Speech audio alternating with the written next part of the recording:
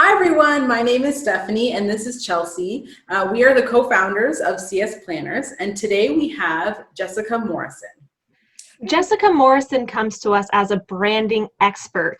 Now, she is the founder of Seaside Digital Designs and Marketing, and she has a very, very impressive resume. So some of the things on her resume includes working for multi-million dollar companies such as Walmart, Wholesale, Toyota, and a variety more. She also focuses on working with female-based entrepreneurs. So that's her specialty. And we are so excited to ask her some branding questions to help get you started and launched on your entrepreneur journey. So welcome, Jessica. Thank you so much for joining us. Thank you for having me. We're so excited. So we've looked through all of your websites and your designs are beautiful. Thank you. No problem. So if I am a brand new entrepreneur just wanting to start a business, not too sure fully on a logo or anything, where would you suggest a person to start when figuring out their brand? Oh, there's a lot of factors that go into determining your branding, but I think it's a good place to start with what your target audience is. And there's a lot of psychology that goes into choosing your colors, choosing your fonts, choosing your imagery. But I think the clearer you can get on who your ideal client is, then you can drill down. And let's say, for example, if it's women, you choose a color palette that it might appeal more to women, because it's okay if we repel the men a little bit because that's not who we're looking for. Yeah. So I think it's a good idea to, go on Pinterest, check out a lot of designs, get sites you like that you think evoke what you want your brand to evoke. And you can kind of use those as a jumping off point for your own branding to give you some inspiration. I know I've talked to so many new people who they had a business idea, but they were just getting started. And when we talked about branding, their idea was more logo. So Can you explain, what does branding include? Okay, so your brand it's your identity, and it's really comprehensive. You're right in that a lot of people think, oh, I have a logo, I'm done. But it includes the colors you use throughout all of your digital styling elements. It can include your fonts. You want to pick like 2 to 3 fonts you use consistently, your stock imagery, your tone of your messaging. All of those things, the way you speak to your customers, that should be consistent through everything that you do, and particularly online, especially now with, everything keeps moving even further and further online.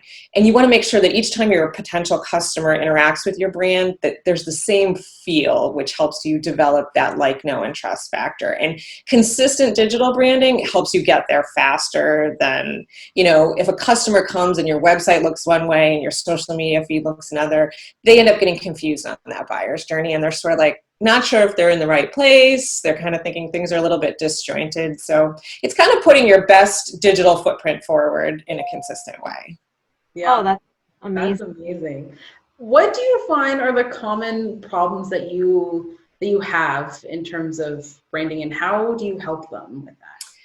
I think one of the biggest things is what I just touched on, was the lack of consistency. Is a lot of people will come in with different elements in different places in their digital footprint. The other one is using too many elements. That's another thing where people will come in and they're like, well, I like this font, I like this one, and it's just too much. Because you really, although people think design, they think all these different elements, but the simpler you can keep it, the better, because it's easier to make it consistent also. So I'd say definitely streamlining that, and really, just like I said, drilling down to not just what your favorite colors and fonts are necessarily, but you want to think about your target audience, because even though your favorite color might be a certain color and you might be inclined to use that for your brand, you want to be thinking of your target customer and what they want to be using, or what they will respond to, I should say. Yeah, exactly. And I love that you mentioned there is like a psychology that goes behind colors and like what different colors mean. Can you talk about that a little bit more? Yeah, for example, like blue is always a really safe color because blue is one that's used by a lot of major corporations. When you look at things like Pfizer, IBM, Facebook, blue conveys trust. And it's also a color that is pretty equally appealing to both men and women. So that's why you see that one used a lot in branding. People that might work in finance or health might choose green because a lot of people, when they see green, we associate that with sort of health, wellness, but also financial things. So there's different feelings for different colors. Like yellow is a lot of times can be attention grabbing, happy. Like if you look at Headspace, I think it is, this is an online therapy forum. They use these bright yellow colors, and that's to kind of get you thinking of those emotions and that happiness feeling. So, you know, you can go, there's so many different things associated with different ones, but it's definitely good if you're trying to appeal to maybe both men and women, pick something more along those blue lines. Men don't tend to like purple, for example, but maybe if you're doing women, a lot of women do like purple. So there's a lot of factors that go into it, but it's really fun to kind of peel back the layers of color psychology. Yeah, it sounds like it. Mhm. I also remember in school there was one time we talked about like McDonald's, and there was a reason why it was yellow and red, because that's, especially for kids, those were colors that they could easily identify with and it would stand out for them. So that's why McDonald's chose those colors. So it's really cool to also think about that. And they make you hungry, that color combination. Actually, there's Oh, some I didn't science know that. behind colors for fast food restaurants that people associate with urgency, but also hunger. Oh, wow. I had no That's idea. interesting. That's awesome. So I know also like a lot of companies, when they're starting, they go through this type of evolution of what their business is. So they might start a business and think, this is what I want to do. But then as they get into it and they start interacting with more people, they kind of learn the people that they're attracting and then they switch. Do you find that to be a common theme for most people starting a business?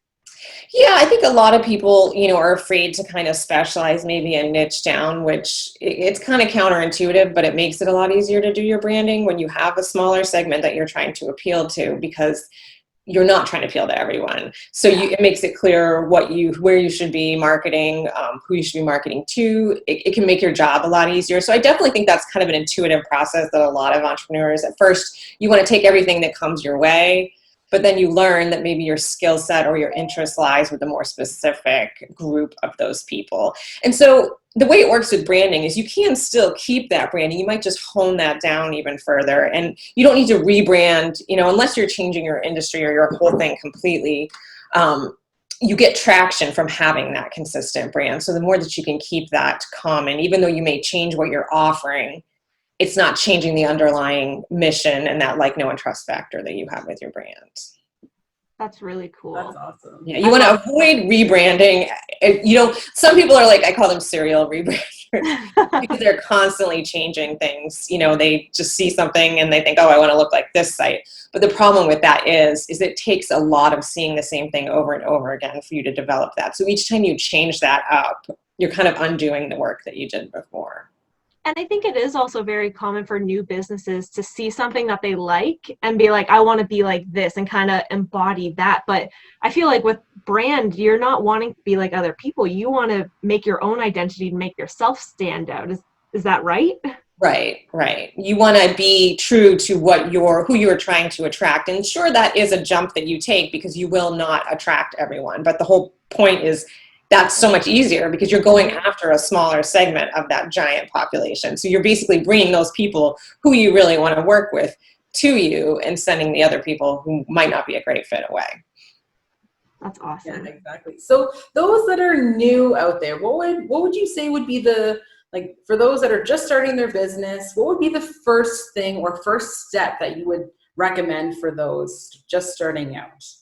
To really think about their ideal customer as a person. I think that is really helpful when you think of your target client. And really, I mean, it sounds cheesy, but you can give them a name. You want to say where they might live, how old they are, do they have kids, what do they do for a job? And really, it helps you when you're building out your brand to think about that person and what they would what will resonate with them. So I think that helps you get clear on who it is you're going after. And it can be, you may have a couple of those people. So, and in that consideration, you want to think, okay, if I have these 3 different target personas, I'm going to look for some branding elements that are going to appeal to those different people. So you can bring in maybe the colors, the color palette you choose might pull together a couple of those colors. But just to really think about, it all comes down to you serving your ideal customer and your ideal client. So you have to step outside of your own self and think, what can you do that will appeal to them? I love that.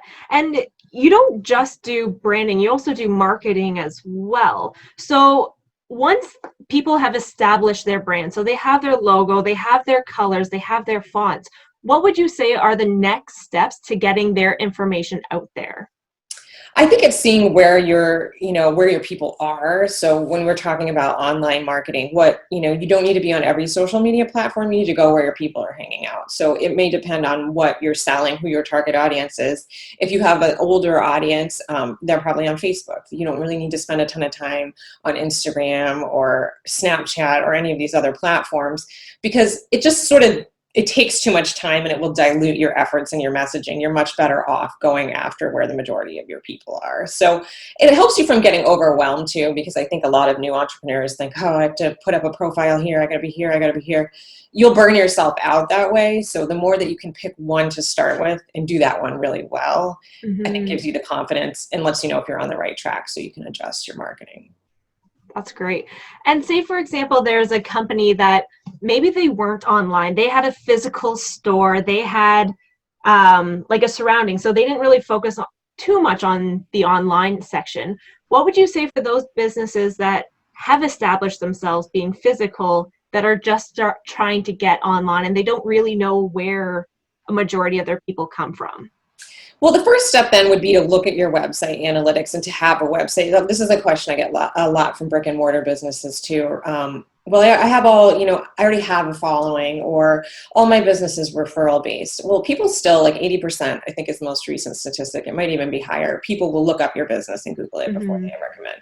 So even if you don't think you need it, you do really, because people will check the legitimacy of your business by looking online. So getting a website is first. And then you can install Google Analytics, which will then allow you to track your audience demographics, and you can see where they're coming from. So social network referrals, you might see, they're coming from Facebook or they're coming from Pinterest. Maybe you're a wedding business and a lot of your traffic comes from Pinterest. You can really drill down, and that's all free that you get through Google Analytics. It's just by installing the tracking code on your site. And that will really help you get a sense of how many people are visiting your online presence and where they're going once they get there. And you would say that having a website is priority, because I know through like reading on different groups on Facebook, I know a lot of people are like, well, do I need a website if I have a landing page? And I know what I would say. I agree that having a website is beneficial, but what are your thoughts on the landing page versus having a website? I think when you can do a website, I would definitely suggest that too. I mean, if you can't, then a landing page is a good alternative. I just think the worst thing is when someone comes to your site and they're interested in your business and you only have one page and they're sort of like, what's the story behind this person? I think it's more comprehensive, and it doesn't have to be a ton of pages. I mean, you might have like 5 pages on your website, but I just think it gives you some depth and some breadth where it's not just a one-shot deal where people just come to this one page and the splash page. But like I said, if that's all you can do, that's better than not doing anything at all. Yeah. But the other benefit of having the website, and like for example, mine are all built on WordPress, is this SEO factor for that too. The more pages you have and the more keywords you have, the easier it's going to be for you to get organic traffic. Yeah. And I also know that when you have a website, you're at least Googleable, where sometimes a landing page, people won't be able to find you. Right. Exactly. Okay, so thank you so much. Would you like to give a little promotion about your business and what you do? Yeah, my passion is actually helping female service-based entrepreneurs. So if you fall into that category, I'm the person to help you with your digital branding. If you go to seasidedigitaldesign.com, you can actually take a digital style quiz, which is sort of a fun way if you're just starting out to figure out what your style is. There are about 5 different choices, and then you get a free mood board that kind of shows you some sample color palette, typography, imagery. And I would love to help you. I can do your design. What I do is I kind of look at it holistically, because like we talked about, consistency is really what I'm so passionate about. We create your website, and then we have packages that give you social media templates and a sample social media calendar that go along with that, so that all of your stuff is consistent. And it, you get a digital brand style kit in the package, our mid-level package, that allows you, whoever creates promotional material for you, has access to all of your hex colors, all of your typography, all of your logo variations. So it makes it super simple to have other people do the work for you, which is a benefit. Yeah, That's definitely. amazing. That's amazing. Well, thank you so much for joining us today. Yeah, thank you. And we do have all the social media, all of your social media connected, so people can follow you right on this page. But yeah, thank you, Jessica, for joining us. We're so excited and so happy that you were able to be here. Yeah. We know that a lot of people are really going to benefit from what you said, because it can be overwhelming, but you really narrowed it down to the basics. And I feel like it's going to be very, very beneficial. Great. Thank you. Thank you so much. Bye.